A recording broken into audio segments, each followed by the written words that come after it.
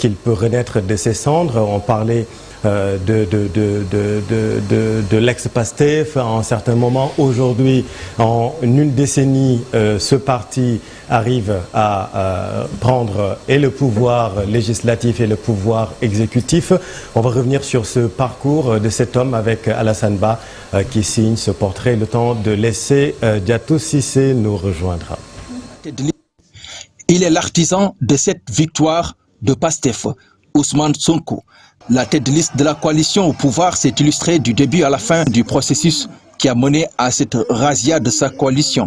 Le duo Diomaye-Sonko obtient sa majorité.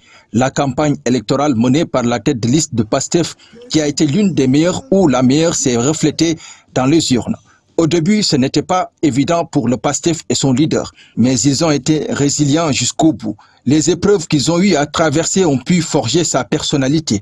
Incontestablement, Ousmane Sonko s'impose. Né le 15 juillet 1974 à Thiès de parents fonctionnaires, il a grandi principalement en Casamance. Il a effectué ses études supérieures à l'UGB où il a obtenu une maîtrise en droit public en 1999. Ousmane Sonko intègre ensuite l'ENA comme major. En 2001, il en sort diplômé section impôts et domaines et intègre l'administration avec un premier poste qui le conduit au centre des services fiscaux de Pékin. En 2014, Ousmane Sonko entame sa carrière politique et crée le Parti patriote africain du Sénégal pour le travail, l'éthique et la fraternité. Principal opposant du régime précédent, il a traversé des épreuves très difficiles avant d'accéder au pouvoir. Élu député de 2017 à 2022, maire de Ziguinchor de 2022 à 2024, candidat à la présidentielle de 2019 sous la bannière de Sonko président, il arrive troisième avec 15,67% des voix derrière Idrissa Seck et Macky Sall. En février 2021, il est accusé de viol et de menaces de mort avec arme à feu par l'ex-masseuse de Sud Poti, Adji Sarr. Il dénonce cette accusation, la qualifiant de tentative de liquidation politique. Son arrestation en mars provoque des manifestations violentes qui ont occasionné la mort de plusieurs jeunes. Début d'une série d'affrontements. Pastef résiste. Le 1er juin 2023, il est acquitté des accusations de viol et de menaces de mort, mais condamné à 2 ans de prison ferme pour corruption de la jeunesse.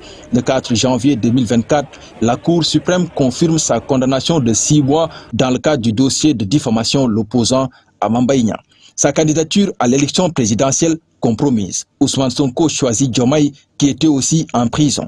Libérés tous les deux en mars 2024, ainsi que plusieurs jeunes de leur parti dans le cadre de la loi d'amnistie, le duo Diomaye-Sonko, Sonko-Diomaye triomphe de la plus belle des manières.